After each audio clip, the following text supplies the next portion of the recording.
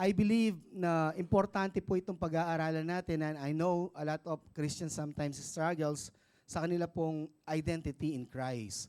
So our identity in Christ is always a final. Hindi na po yun magbabago. Once you receive Christ in your life, you are a child of the living God. Whether you like it or not, you are under His grace. And whether you like it or not, the Holy Spirit is always with you. And whether you like it or not, you already have the power to say no to sin. That's your identity in Christ. But I know, marami pong magsasabi sa atin, marahil hindi natin nararanasan yung bagay na yon. Amen? Glory to God. So, nais ko lang pong ibigay sa inyo ang verse na ito. Actually, ang dami po kasi mga preaching na naka-line up, and I don't know. Sabi ko nga, Lord, hindi naman ito dapat eh. So I spend talagang one day just to finish this lesson. At ito ang gusto niya para sa atin, to remind each and every one of us who we are in Christ. Amen? Because everything we do. Ito po kasi yung verse na ibinigay sa akin ng Panginoon before I started the ministry. 2 Corinthians 5:17 and Proverbs 4:23. So yung pong dalawa na yan, laging madaling araw po yun. Siguro hindi siya isang beses lang. Nung unang binigay niya sa akin yung 2 Corinthians 5:17, I don't even know the verse kung ano yon. So I look up in the Bible, sabi niya, you are a new creation in Christ. So hindi ko lahat maintindihan po yon. Tapos, madaling araw. Ano yung madaling araw? Oh, madaling araw yun. Gigisingin na naman niya ako hindi naman ako naihi. No, usually naihi tayo, ganun. Talagang mulat na mulat ang diwa ko. Tapos, papasok yung verse sa isip mo, Proverbs 4:23. Di ko rin alam ano yung verse na yon. So again, titignan ko na naman sa Bible. Sabi niya, above all else, guard your heart.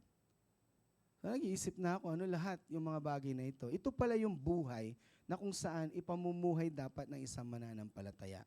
Amen? So, gusto kong i-share sa inyo ang journey na yon na naranasan natin sa Panginoon. 2 Corinthians 5:17, in Amplified version. Gusto ko po kasi yung Amplified, mas madali siya maunawaan. Amen? Madali po siya maunawaan in a sense na in-expound pa niya. Kaya po Amplified. Parang ganito, may amplifier doon. Pag ginamit ko na may amplifier, lumilinaw siya. So kaya po gusto ko yung Amplified version. So sabi po diyan, 2 Corinthians 5:17, therefore, if anyone is in Christ, ano po yung in Christ? So pag nakita niyo yung naka-bracket diyan, yan ang ibig sabihin ng in Christ.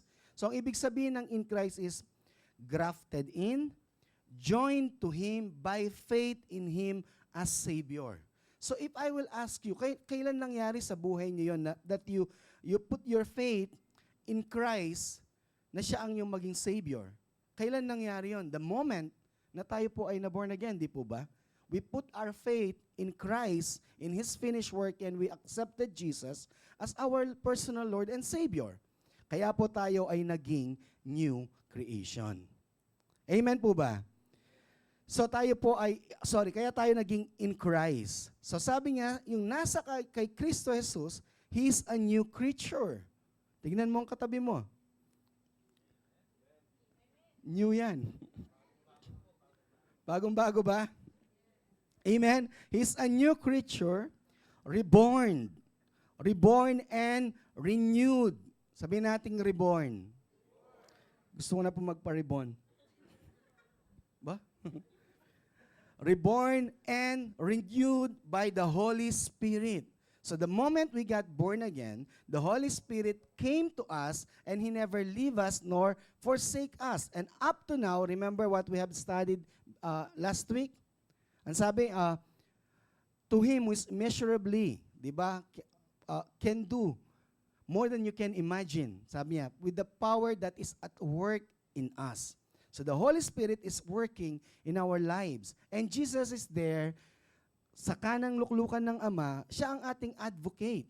Siya ang namamagitan sa atin. That's why, sabi ko nga po, every time you sin, siya ang ating mediator. If you will read the 1 John chapter 2, yun po ang sinasabi, what if a believer sin? Thank God, we have a mediator. Yun ang sinabi niya, who always mediate for us every time we make mistake. Sa akin, malaking relief yun. Why? Even if I'm a new creation, I still fail. I still fall into sin. Amen? Bakit ano po ba yung sin? Anything that goes against the Word of God is a sin. Amen? If you go against the Word of God, we call it sin. So anong ibig sabihin nun? Disobedience is a sin. Ganun ba yun? Opo. So kaya nga, ang kasalanan, nung namatay na ang Panginoong Jesucristo, sa atin, hindi na siya dinidil because it's already been dealt on the cross. Amen? Pero kailangan natin sana na ang ginawa lahat ng Panginoong Yesus para sa atin ay ma-enjoy natin. Amen? Kung tayo po ay hinango doon sa bagay na hindi maganda, at tapos doon pa rin tayo namumuhay nung tayo ay nasave, sayang naman. Amen? So the old things, the previous moral and spiritual condition. So yun po yung sinasabi niyang old things. Amen? The previous moral and spiritual condition. So our spiritual condition before is dead. So it has been changed now. The dead spirit that cannot connect to God, yun po ang nabago. Now we are new in the spirit. Amen? Ang spiritual condition natin ngayon na hindi na yung malayo sa Panginoon, kung hindi malapit sa Kanya. I'm telling you, you can't even explain how close God sa iyo.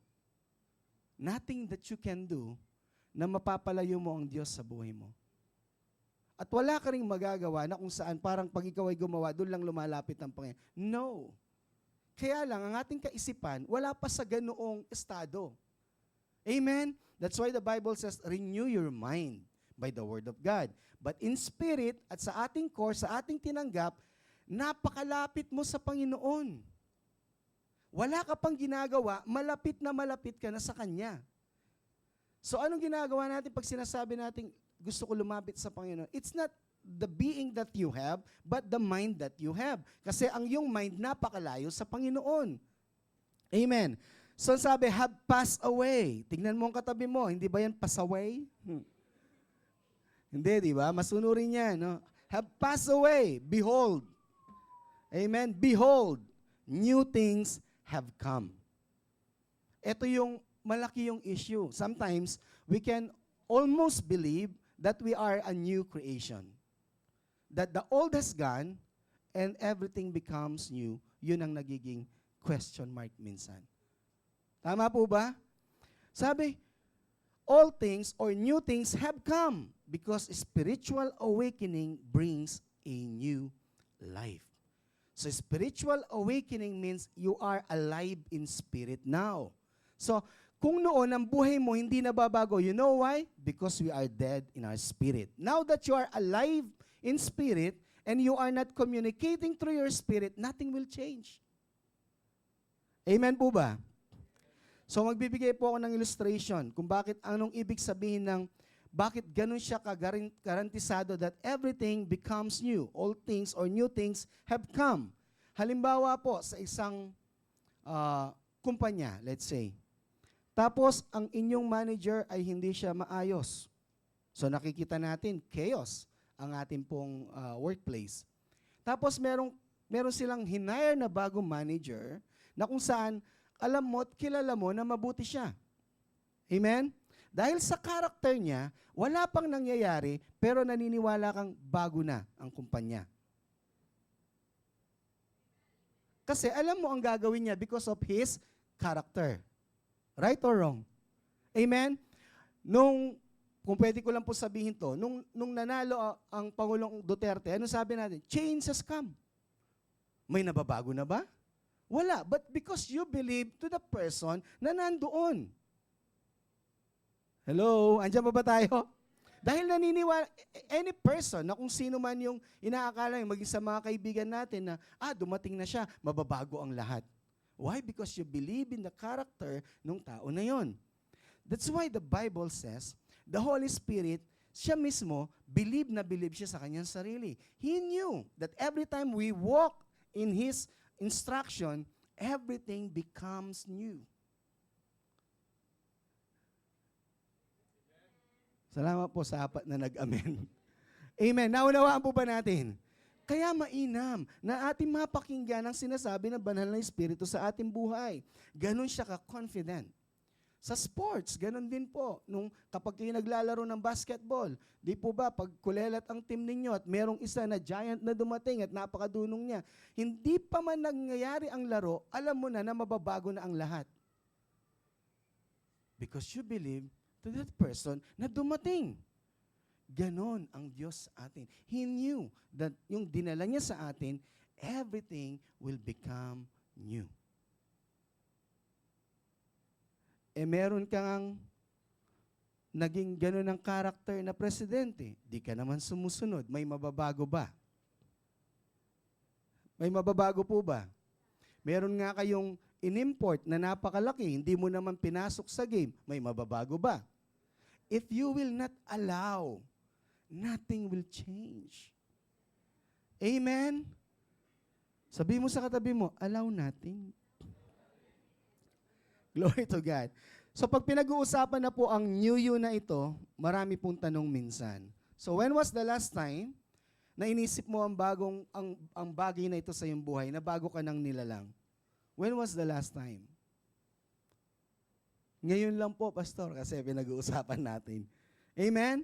So kailan tayo nag-reflect dito? Kailan natin inisip ulit? At ito yung matindi. Kung iniisip natin siya, at kung alam natin siya, at alam natin katotohanan nito, are we walking in that truth? Lumalakad ba tayo sa katotohanan na yon? Or we'll just thinking like, oo, nung tinanggap ko ang Panginoon, umayos naman ang buhay ko. Pero yung bago ako, hindi siguro kasi yung pa rin dati namang ginagawa ko eh. Hello? Amen? Excited po ba kayo sa message? Kasi ako excited eh. Praise God. So it is difficult sometimes for us to believe yung amazing truth na to. You know why? Because we still see sin in our lives. Kaya tayo nahihirapan na paniwalaan na tayo ay bago na kasi nakikita pa rin natin yung mga bagay na dati. So yes, we struggle sa ating sa sin, but we are new. Whether you like it or not, we are a new creation in Christ. Dati po ba tayong follower ni Kristo? Hindi naman. But the moment we got saved, we follow Christ. Amen? Doon pa lang, bago na yon. Who can make you follow Christ without the Holy Spirit in your life? The Bible says, without the Holy Spirit in you, you cannot say that Jesus is Lord. Amen? At wala yatang susunod sa isang tao na kung saan hindi niya tinitignan na mas mataas sa kanya o na tinitignan niya na mapapabuti ang buhay niya. Amen? Kaya po tayo sumusunod kay Lord. Glory to God. You know, yung bagay po na yan ay nangyari the moment you and I confess with our mouth the Lord Jesus and believe in our heart that God raised Him from the dead, we were saved. So saved na tayo. Kaya huwag kang mangamba sa iyong kaligtasan. Ang ayusin natin, ang buhay natin na ligtas. Amen? Yung buhay natin na ligtas. Kahit anong pilit natin na hindi tayo magkakamali pa rin tayo. From that day forward, na tayo po'y tumanggap sa Panginoon, we are being made new. And you know, the good news is, hindi lang niya tayo binago o ginawang bago. Sa binigay niya sa atin na bago na yon, meron siyang kalakip na ibinigay upang ating magamit. Upang sa ganun, ang new creation na yon ay patuloy natin maipamuhay at patuloy natin ma-enjoy ang lahat ng ginawa ng Panginoong Yesukristo para sa atin. Amen? So our new creation in Christ, the new you, pakilagay po, is equipped. A new creation in Christ, the new you, is equipped with new heart, new desire, and new life. Yung bagong ikaw, binigay ng Panginoon sa iyo at sa akin ang bagong puso, ang bagong desire. Anong desire sa Tagalog? Nais o nasa. Amen? Bagong nais at bagong buhay. So kalakip yan na ibinigay sa atin ng Panginoon sa ating new creation. Amen po ba? That's why you will be able to live out the new creation that is in you the moment you believe that you are equipped. Pero pag hindi ka naniniwala that you are equipped with a new heart, new desire, and new life, ay hindi mababago. Because that belief na meron sa atin will always lead us into an action under the instruction of the Holy Ghost sa buhay natin. Sometimes, sinasabi natin, hindi kasi maayos ang puso ko. Maayos ang puso mo. Kaya lang, may pinapapasok lang tayo na iba, kaya dumudumi. But your heart is no longer the old heart that you have before. Your heart is a new heart. Amen? I didn't say that. The Bible say that. Hindi ako nagsabi nun. Pero kalakip ito ng ating pong tinanggap na bagong tayo. Pero hindi natin matatapos lahat yan. Doon lang po tayo sa heart. So next week, doon tayo sa desire. And then other week, doon tayo sa life. Amen? So pag-uusapan natin ngayon, usapang puso. So why is there a need for a new heart? Bakit hindi na lang yung dating heart natin? Bakit kailangan pang bigyan tayo ng bagong puso ng Panginoon kalakip ng ating tinanggap na bagong nilalang? You know why? In Jeremiah 17:1, yung 9 hindi ko na ilagay dyan eh. Ito yung ginagamit madalas na wag mong pagtiwalaan ng yung puso. Yung 9, no, wala yung 9. Hindi ko na ilagay. Sorry, no? Yung 9 ang sabi doon, chapter 17, verse 9. So, hindi ko na ilagay dyan. Pero kung babasahin po natin ang sabi doon, the heart is deceitful. Okay? Yun po ang sabi niya. So, may mga naituturo ngayon sa atin na huwag kang magtiwala sa iyong puso. Amen? Pero ang puso na sinasabi natin dito, hindi yung pusong emosyon. Yung puso na tumitibok, ang itinitibok ay ang Diyos. Kaya new heart. Amen po ba? Yung puso na kung saan ang nagbibigay ng buhay, kaya tumitibok, kaya nagmamahal dahil sa Diyos. Dati, ang puso na meron tayo, tumitibok yan para sa ating ikasasagana, para sa lahat ng bagay na gusto lang natin. But God changed our hearts. Amen. Now our hearts is beating for the Lord. Amen. Kaya ang puso na yon, kung mapapansin mo sa every time na sinasabi mo sa sarili, Lord, I thank you. Yun ang puso na pumipintig. Kaya minsan, sasabihin mo sa sarili mo, bakit wala na akong appetite sa mga bagay na ito? Because the heart that is for the Lord is beating at that very moment. Amen? Kaya nakikita mo yung change sa iyong sarili. Amen po ba? So, ayan, sa verse, the heart is deceitful above all things and beyond cure. It's beyond cure. That's why there's a need of a change of heart. Amen. Who can understand it? So kaya lang, naging trend. Itinuturo na huwag mong pagtiwalaan ang iyong puso. No, as long as the heart that is beating for the Lord, trust your heart. Sometimes, hindi maintindihan ng ating logical na kaisipan, gagawin ko talaga to, Lord, para sa'yo. Talagang, Lord, pat-atawarin ko siya sa kabila ng lahat ng mga ginawa niya. Your heart's beating for the Lord. I'm telling you, hindi ka magdadalawang isip. Dahil meron kang kapangyarihan na gumagalaw upang mangyari ang bagay na yon. Amen po ba? Sa work natin, sa anumang bagay, every time na pagka ang puso na yan ang tumibok. So bakit po sinabi ng Panginoon yan? Kaya nilagay ko yung verse 1. Sige po, tingnan natin sa verse 1. So patungkol kasi yan sa mga Israelita at that time. It's not patungkol sa atin. Amen? So ang sabi po dyan, Jeremiah chapter 17 verse 1, the sin of Judah is written down with an iron stylus. Uso na po noon yun. No, noon pa, uso na yan. With a diamond point, wow. It is engraved upon the tablet of their heart and on the horns of their altars. Ang horns po noon, hindi po masama sa kanila. Horns, ibig sabihin yan ay para ding corona. Yun ang sinasabi. Nagsasalita. Namamayagpag pa. So ang kasalanan ng Juda ay hindi lang po basta kasalanan, kundi nakaukit na sa kanilang puso. Amen? The tablet of their heart and the horns of their altars. So their heart is rebellious and sinful sa Panginoon. Every time na may sasabihin ng Diyos, they go against God always. Why? Because of their heart. Amen po ba? So dahil po doon, sa heart na yon, na rebellious at sinful, hindi nila nakikita ang goodness ng Panginoon. Na yung mula sa Ehipto, sa Red Sea, sa Mount Sinai, sa Promised Land, sa tagumpay nila sa 300 versus 1,000 and 4 kingdoms, hindi pa rin nakikita ang goodness ng Panginoon because of their heart. Amen? Hindi nila kayang tignan. Amen, na mabuti ang Diyos sa kanila. Hallelujah.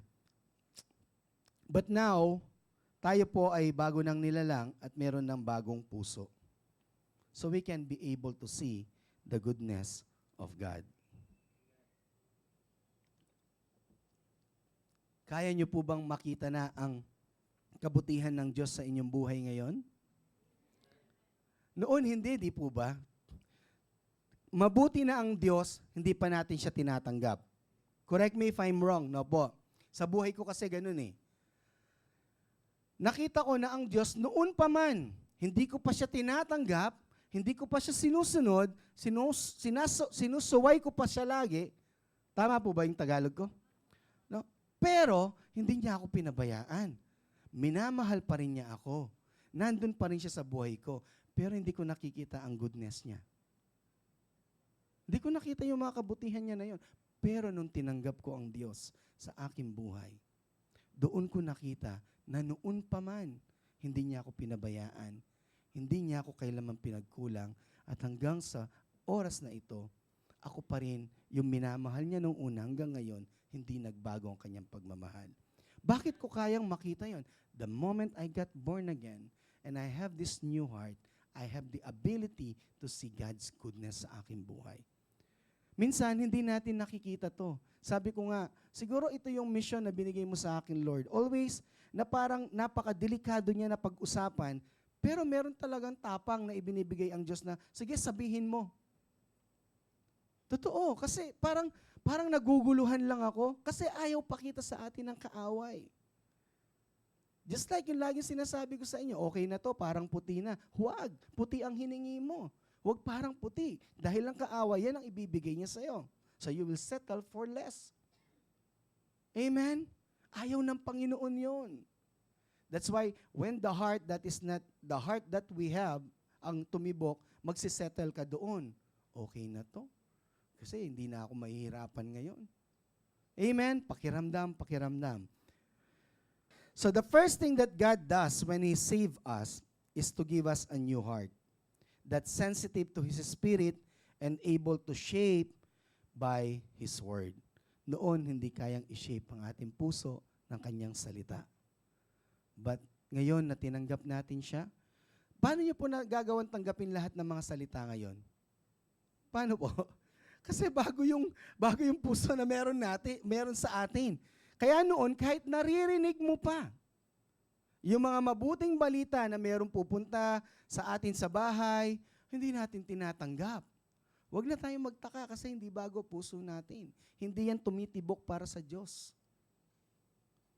But when we receive Christ, kahit masakit pa sa atin yung mga salita ngayon, tinatanggap natin siya. Why? Because our heart beats for the Lord. Amen po ba? Kaya po in Proverbs 4:23, alam ng Panginoon ito kaya binigay niya sa atin.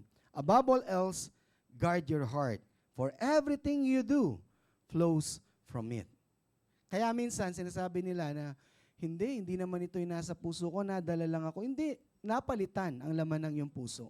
So everything that happens into your life, it went through your heart. Ano man ang pinapasok mo diyan, yan ang resulta ng iyong magiging buhay. Kaya nga pag puno ka ng pagpapasalamat, di po ba lagi ka nakangiti sa umaga? Kasi puro pasasalamat ang laman ng iyong puso. Pero pag yan ay purong reklamo, hindi ka pa pumapasok sa trabaho, iba na itsura mo. Amen po ba? So doon ka dadalhin ngayon ang buhay mo. So everything you do flows from it. So kaya nga pag ang puso mo'y tumitibok para pa sa Panginoon, you're always using this heart that God gave us, this new heart sa ating pong buhay. Na nagagawa natin na kahit maraming trabaho, kahit marami silang binibigay, sometimes it's no longer reasonable. But when God gave you wisdom of all these things, nababalanse mo lahat. Why? Because of hindi lang yung wisdom, yung tinatawag natin na may talino ka na nanggagaling sa Kanya, meron pang power na nanggagaling sa Kanya, meron pang patience na nanggagaling sa Kanya, super science ka na. Kaya lahat kinakaya mo. But the moment na tayo po'y lumabas doon at hindi natin binantayan ang ating puso, delikado. Amen? Amen po ba? Na-illustrate ko po noon nung naituro ko to. Matagal na. Siguro 5 years ago o 6 years ago. Di po ba, ang isang ship ay nandoon sa dagat. Tama po, no? So, ganun din ang buhay natin. Whether we like it or not, para tayong ship na nasa dagat. At ang dagat ay yan ang mundo na kung saan, kung papasok sa atin yung tubig, hindi yun magiging mabuti. Bakit? Kasi lulubog tayo. Tama po ba?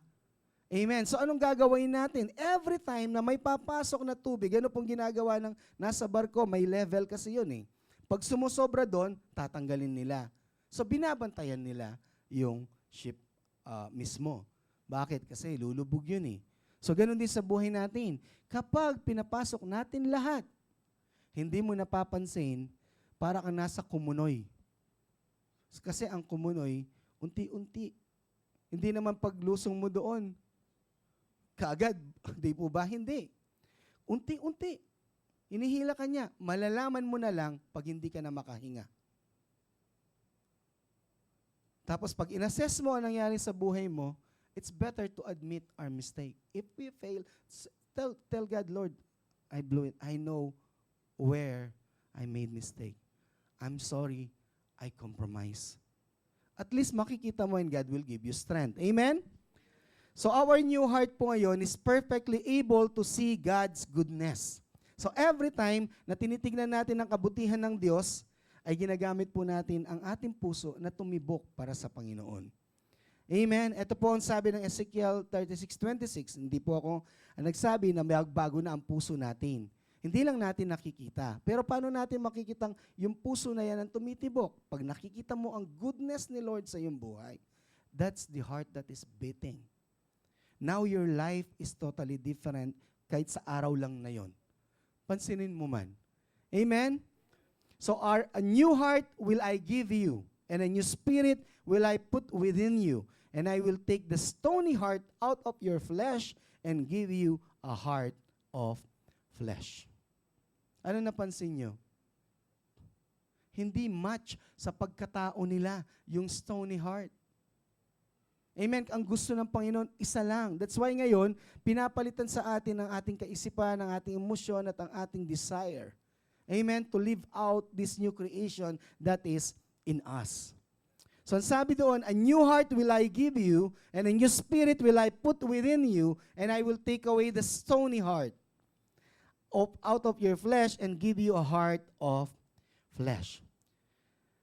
Amen? So explain po natin yan. Stony heart. So pagka ang isa pong tao, di ba, yung parang sinuyo mo na lahat-lahat.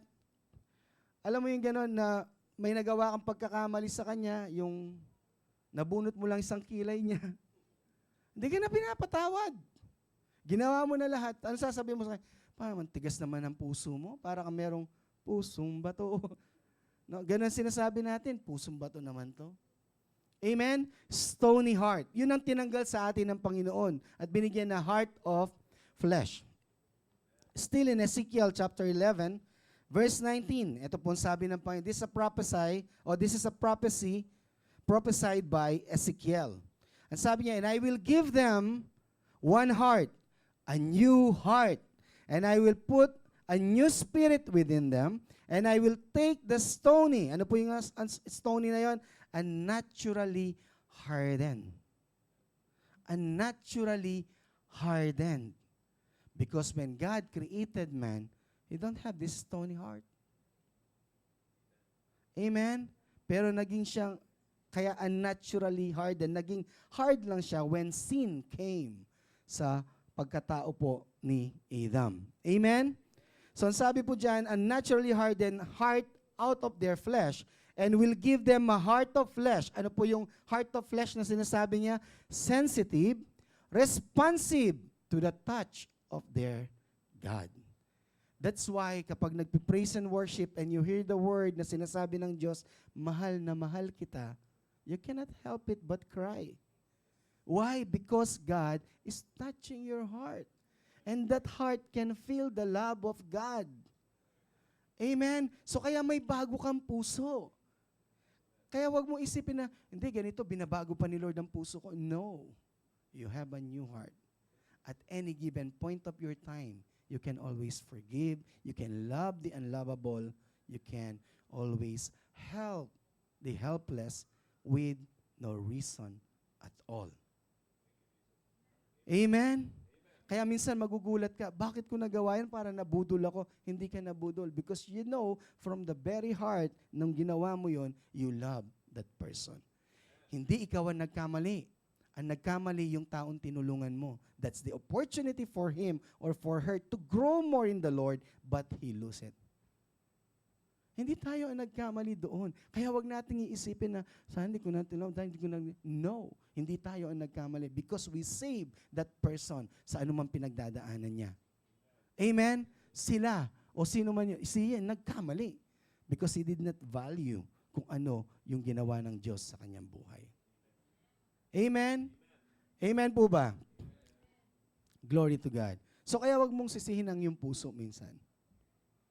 Because your heart is perfectly can see God's goodness. Amen? May natututunan po ba tayo? Glory to God. So sabi diyan, sensitive na ang heart natin and responsive to the touch of their God. Meron lagi tayong sagot sa Panginoon. Jeremiah 24:7, the weeping prophet. Ito naman po ang sinabi din kay Jeremiah. Could you imagine, hindi niya lang to pinrophesy kay Ezekiel. Binigay din niya kay Jeremiah.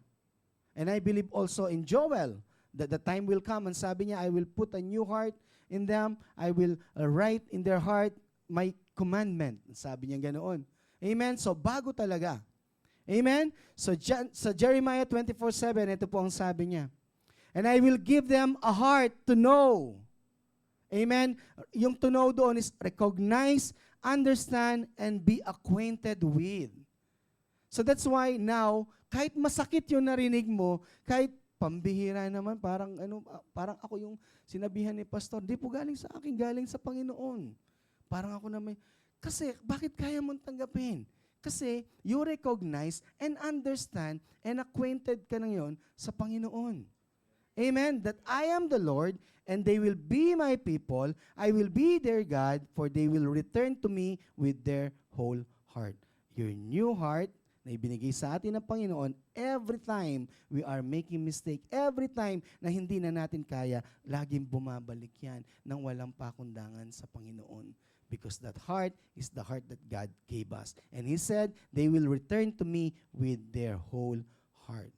Without any condition at all, but because you have a new heart. And God will accept you. Pero hindi po dalawa ang puso natin, no? Hindi po yung sana, dalawa ang puso ko. Hindi po ganoon, no? So meron tayong bagong puso. What I'm saying is, your heart is being changed when it's beating for the Lord. And it's beating for the world, nag-iiba yan rin ang ating puso. Amen? So our new heart in nature, ito po yung gusto ko, na ito yung pinaghihirapan ng marami. Amen? Our new heart in nature is obedient to God. In nature, our heart is obedient to God. Pag sinabi nating nature, kalikasan na ng ating puso na sumunod sa Panginoon. Amen? Kaya nga pag sumunod ka, hindi yun mahirap when you are beating for the Lord. But pagka ang mind mo, ang heart mo, ang pangarap nasa mundo lahat, and then yung instruction ng Lord as it seems na parang palayo doon sa yung pangarap, ang hirap.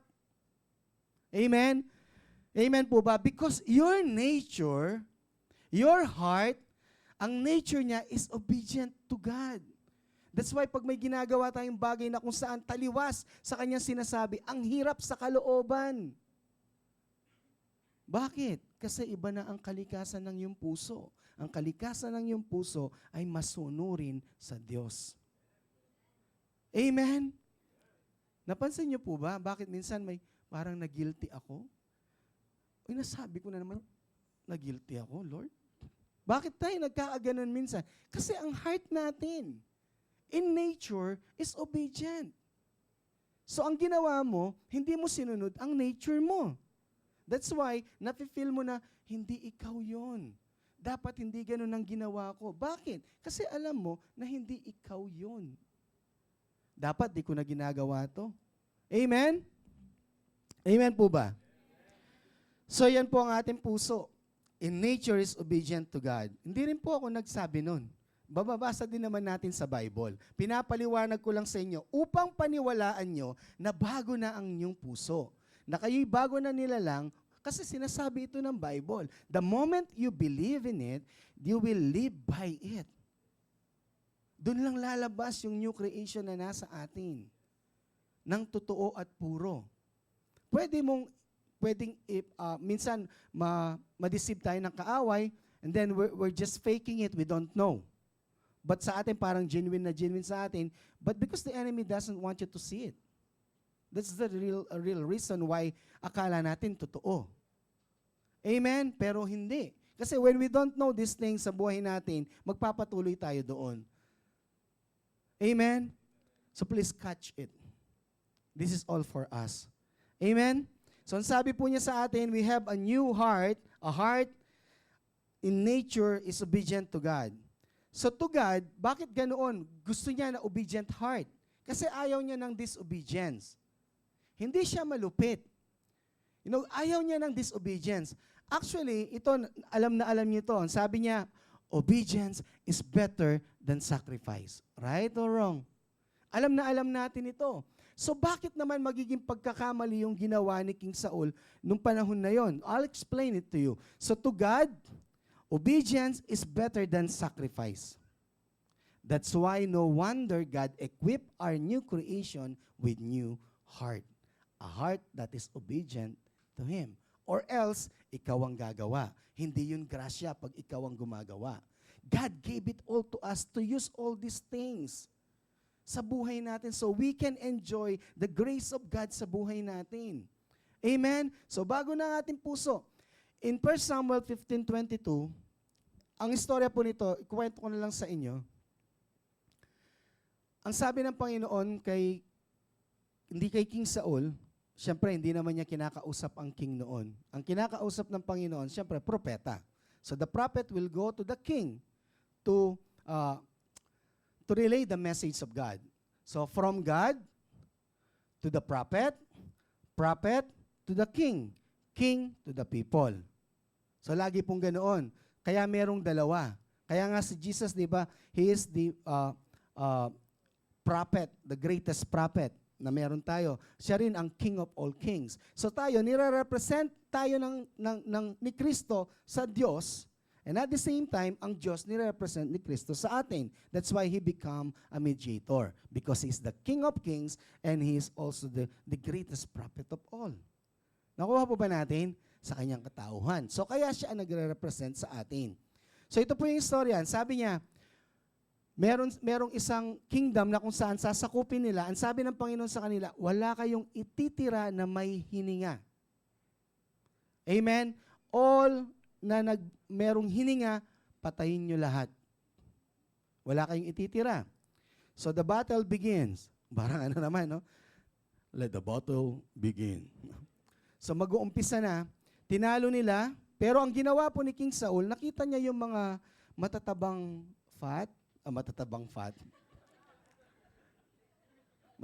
rams.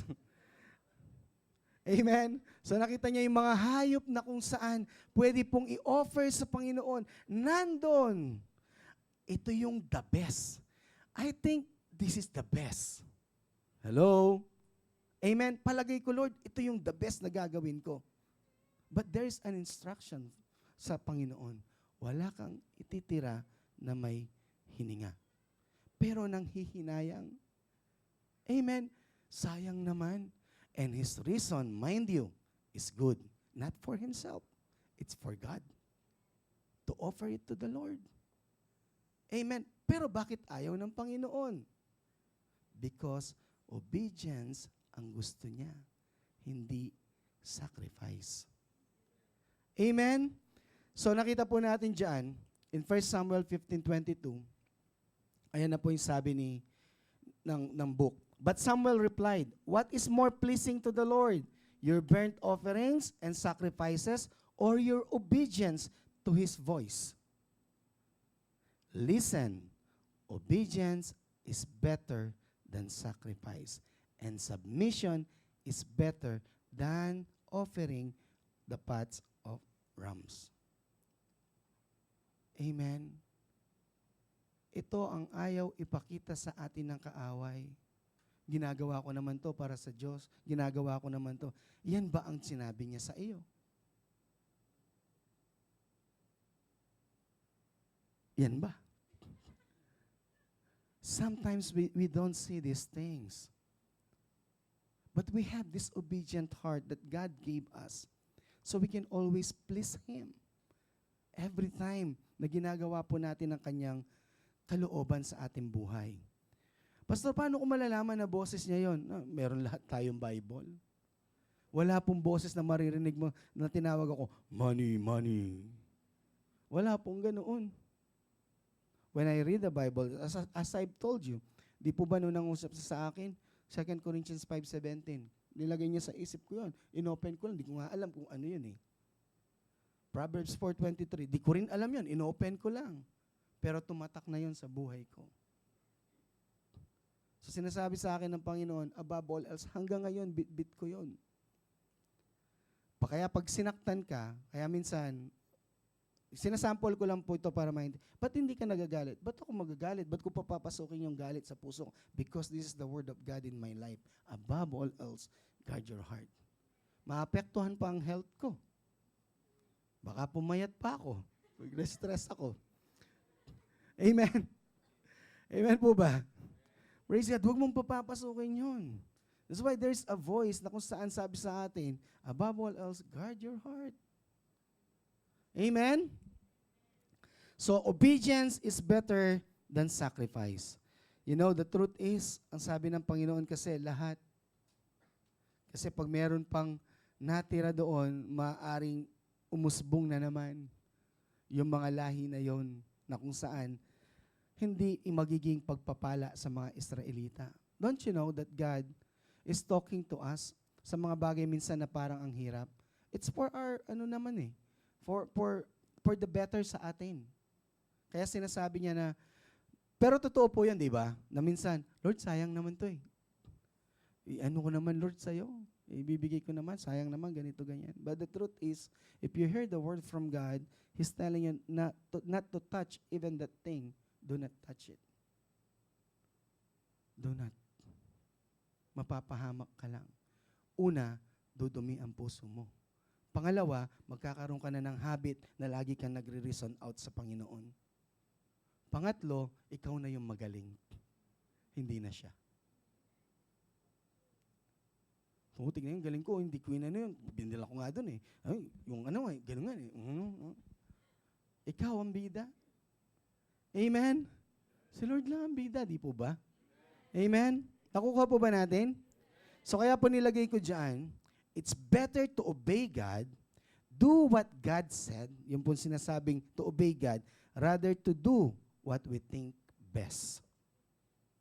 Akala natin ito yung the best. Kahit yan pa the best sa iyong paningin, kung hindi yan ang sinabi ng Diyos sa iyo, huwag.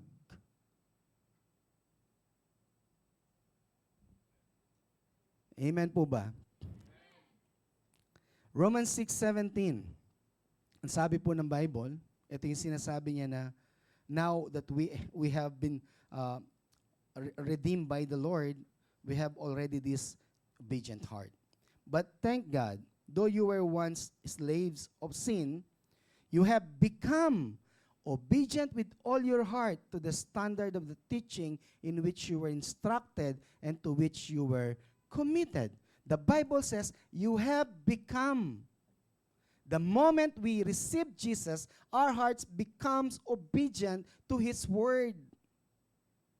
Amen? Kaya pag alam mo yun sa sarili mo, hindi mo sasabihin na, ang bigat naman ang sinasabi mo, Lord. No, because you have the ability to obey. You have the ability to understand. You have the ability to comprehend God's promise and plan for your life. Hallelujah. Binigyan na tayo ng puso na kung saan, sabi po dyan, you have become obedient. Hindi niya sinabing, you will become obedient. No, you have become obedient. You did not work for it. God gave you this kind of heart. So para yung mga pagpapala na para sa atin ay patuloy nating matanggap at patuloy nating ma-enjoy. Amen? So the moment you know that God enabled you to obey Him through this new heart, then God's command will not be burdensome. Sino po dito ang nahihirapan sa mga instruction ni Lord sa kanyang buhay? Lord, wala po. Sino naman po yung nahihirapan? Lord, wala rin po. No, every time we beat, our heart beat for the Lord, hindi ka nahihirapan. Pero every time na hindi naman tinitibok ng puso mo ang Diyos, nahihirapan kang sumunod. Amen? So kaya po, hindi burdensome. Kaya nga, minsan, nire-relate ko. Ang sabi niya, paano ka naging overcomer na? Because you have an obedient heart. As simple as that. An overcomer always overcome. Amen. Hindi niya sinasabing, you will be an overcomer. No, hindi in Christ, you are an overcomer. Actually, ang sabi pa niya, more than a conqueror. Amen. Alam niyo po yung conqueror, pag ginamit mo yung word na conqueror, ini-imagine mo na ang soldier, ini-imagine mo na ang army. Yun, pag sinabi mong conqueror, there is war. Hindi lang overcome. Minsan, kala natin, problem lang, na-overcome ko to. May ano sa akin, na-overcome ko. But the word that the Bible use is conqueror. Amen? And when you conquer all, meron na bang, na-conquer ko siya, siya na masusunod. Walang ganun, di ba? That's why when you exercise that you are a conqueror, you are in command. Amen? Hindi ikaw ang uutusan. Ikaw ang in command. Sa mga problema na nararanasan mo, sa mga bagay na kung saan di mo maintindihan, you are much control in your life. Amen po ba? Sabihin natin, burdensome. Hindi po siya mahirap na sumunod sa Panginoon. Pastor, hindi ko sinasabing nagagawa natin palagi. Ang sinasabi ko, hindi siya mahirap every time we beat for the Lord. Every time na tinutuon natin ang isip at puso natin sa Kanya, hindi ka nahihirapang sumunod. Pero pag malayo sa Kanya, mahirap. Amen? So sabi kasi ng Panginoon, the sheep that are my own, hear my voice. John 10:27. The sheep that my own hear my voice and listen to me. Amen? So yung word na listen dyan, pag inaral mo, hindi yung narinig nyo lang na ganyan. Hindi po. Yung listen dyan, reclining your ear to the voice of God. So kung ito yung tenga ko, at dito yung nagsasalita, gaganon pa ako para malinaw ko na makuha. Kung hindi pa, lalapit pa ako. Kung hindi ko pa marinig, lilinisin ko pa. That's the word listen here. Amen? So, and listen to me. Attentively listening to His voice. Amen? How will you not understand if you are attentive enough to listen to Him? Amen? So, anong sumisira sa ating attention minsan? Anong kumukuha sa ating attention? Pakiramdam. senses. Yan ang kukuha sa ating attention. Lord, parang hindi ko naman feel sumamba sa iyo ngayon, Lord. Lord, hindi ko feel, Lord, mag-pray, bukas na lang. So, ganun po yung nangyayari sa atin. Sa buhay natin, minsan di natin napapansin. Kaya parang ang hirap. But the truth is, when you read the Bible and your identity in Christ, nothing is impossible sa mga instruction ng Panginoon. Because one, you are overcomer. Number two, you have obedient heart. So, ano pa hanapin mo? Kaya lang, when your attention ay naiba, pupunta yan sa disobedience. So pag pumunta sa disobedience, yan ang tinatawag nating sin. Minsan, hindi man masama, pero sin pa rin. Because if you go against the word and the voice of God, that's what we call sin. Amen? So the new heart knows how to love and how to forgive. Naniniwala po ba kayo doon? Alam ng puso na yan, na bago kung paano magmahal. Amen? Paano ka nagmamahal? Yung alam mo na minahal ka ng Panginoon sa kabila ng iyong mga kahinaan, sa kabila ng ating mga karumihan noon, minahal tayo ng Diyos. So pag naaalala natin yon, ba't hindi ko ibibigay itong pagmamahal na to sa iba? Amen? That's why when you are listening to His voice, when your heart is beating for Him, that's only the moment that you can love the unlovable. And you can forgive the unforgivable. Hindi naman siya humingi ng tawad, patatawarin. Ikaw ang unang mapapayapa pag pinatawad mo, maniwala ka. When you release all that anger, when you release all that pain in your heart, ikaw ang unang-unang merong ngiti sa iyong mukha. Amen? Amen po ba? So nilagay ko rin po dyan, when you see God's goodness sa buhay natin, obedience becomes natural. Lord, ang buti mo, Lord. O total, nakita mo ang kabutihan ko, pakainin mo mga kapatid mo. Lord, ikaw ba yan? O, siyempre, senses na naman no? Kaya doon, magtatanong, Lord, ikaw ba yan talaga? Amen? Hallelujah. So, when you see God's goodness, obedience becomes natural. An obedient heart demonstrates faith. Ngayon, hindi ka mahihirapan sa pananampalataya when you have obedient heart. Kaya nga minsan, paano ko gagawin lahat ng bagay na ito? Ayan po, nilalatag na sa atin ng Panginoon. Huwag tayo magmadali na gusto nating i-apply lahat sa ating buhay without understanding it, how it operates. Kaya minsan, ba't ganon? Nanampalataya naman ako. Maayos ba puso mo? Maayos ba? Diba, napag-aralan pa lang natin, hindi lahat binibigay sa atin. Pag hindi tama ang motibo ng puso, huwag kang umasa. Amen?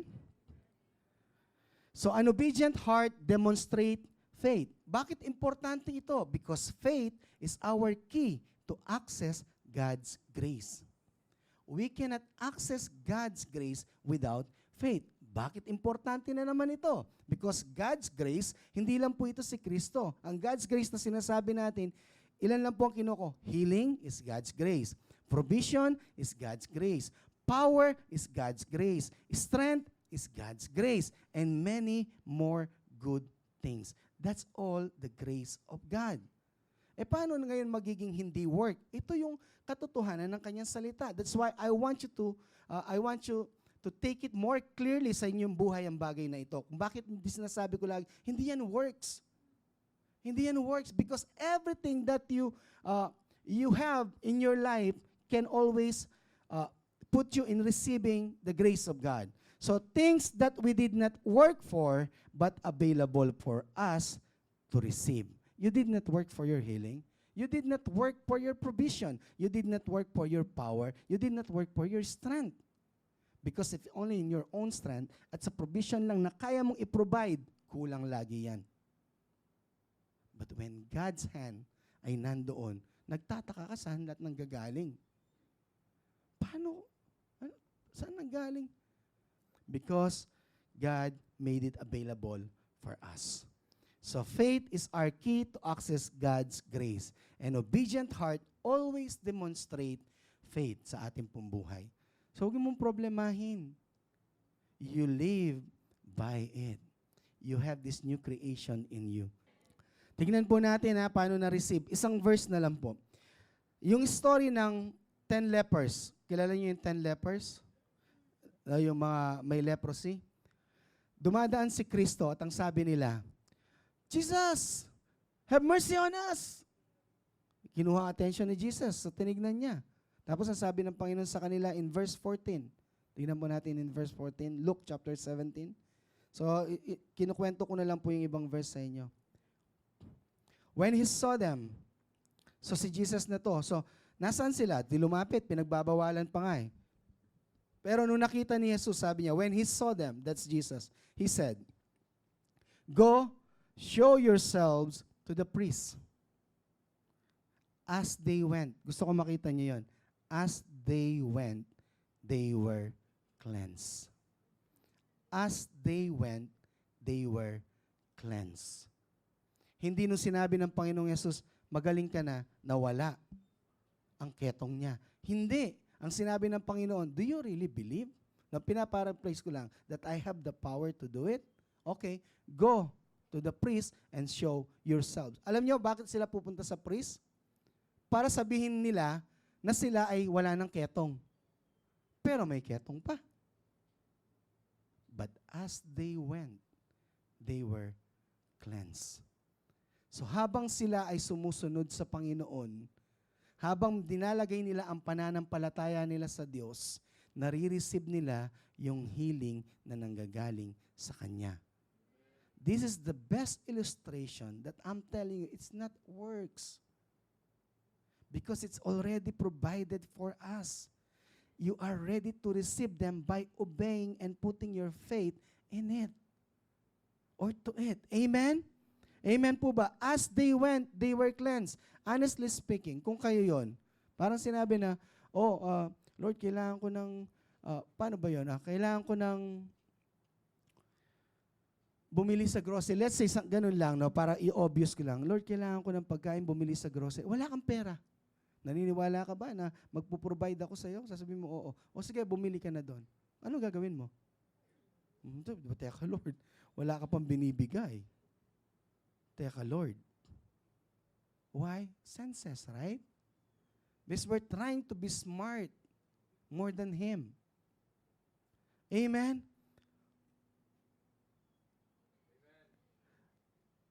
Di ba mahirap gawin? That's why you are anointed. God did not anoint us to do, the usual thing. Anointing is for the hard things. That's why doon nila nakikita that you are totally different from others because you are extraordinary. Amen? So yun po sabi, kung tayo, paano pupunta doon? Pero kung si Lord talaga't kilala ko yon, pupunta ako. Kasi, isa sana magandang testimony sa buhay mo that will add up to your faith to God. Every step of obedience, it's padding in your faith. Kaya mga bagay na kung saan ang lakas ng loob mo, kahit ano nakakaya mo, it's not because of just a one time na pangyayari sa buhay mo, but because all those experience, all those goodness of God. Sometimes, I think that is the best thing to do. But sure na sure ako na narinig ko talaga sa Panginoon, sa puso ko. Because out of love ng Panginoon, talagang ramdam ko yon, yung awa niya doon sa tao na yon, na could you imagine from far place, nag-arkila lang sila sa sasakyan upang maka-attend sa conference. At ang sinasabi niya, nag-testify siya na hindi nila alam kung saan sila pakukuha ng pambayad nung una. Di nila alam ngayon paano sila babalik. So ramdam ko yung puso ng Panginoon. Tell me, give it to Him. Kaya simula noon, pag may sinasabi sa akin ng Panginoon, ibigay mo sa Kanya. Kahit na, mahal ko pa yung bagay na yon. Release it. Release it. It's just a thing. Amen? Amen po ba? Kaya nga po, hindi naman ng Panginoon sa atin. Binayayaan pa tayo lalo ng Diyos. But praise be to God, kaya po sinasabi that every step of obedience, you are positioning yourself to receive all the blessings from the Lord. Amen? Kaya yan po yung verse na kung saan, as they went, they were cleansed. May ketong pa. Paano pupunta ako sa priest, sasabihin ko, malinis na ako, tapos may ketong ako? Hindi yata. But they believe Jesus. The Bible did not say if they are desperate enough. The Bible did not say that. But I can see that there is obedience. Regardless kung saan man nanggagaling ang kanilang obedience, but there's obedience. Amen? So, nung palakad pa lang, siguro, luminis na ang kanang kamay ko. Diba, nakita mo ang goodness ni Lord? Diba? So, ang kaliwa nandun pa. Pero lalo ka lumalakas. Bakit? Nakita mo ang goodness niya sa kanan mong kamay. So, nagpatuloy sila. Kahit buong katawan nila, may ketong pa. Ang left hand ko, okay na rin. Magpapatuloy pa rin ako. When your heart see God's goodness, lagi kang magpapatuloy sa Kanya. Amen? Glory to God. So one of them, when he saw he was healed, came back, praising God in a loud voice. He threw himself at Jesus' feet and thanked him, and he was a Samaritan. 10 ang bumalik, 1 lang. Huwag na natin pag-usapan yung 9. Hindi tayo matatapos eh. Yung 1 na lang. Isn't it, it's a good example for us. Isn't it, it's a good example wherein kinomend ng Panginoon, where are the other 9? Amen? So God is expecting sa atin that every time na tayo po ay nakakatanggap sa Kanya, nagpapasalamat tayo at nakikita natin ang goodness ng Panginoon. Kasi bakit? Pag nagpasalamat ka, nakita mo ang goodness niya. Tama, no? Pag nakita mo ang goodness niya, natural sa'yo ang obedient heart. Pag natural ang obedient heart sa'yo, natural lang yung faith. So pag natural ang faith sa'yo, natural ang positioning mo sa lahat ng blessing na para sa'yo. Amen? Kaya nga napakabuti ni Lord. Amen po ba? May natututunan po ba tayo? Let's all stand.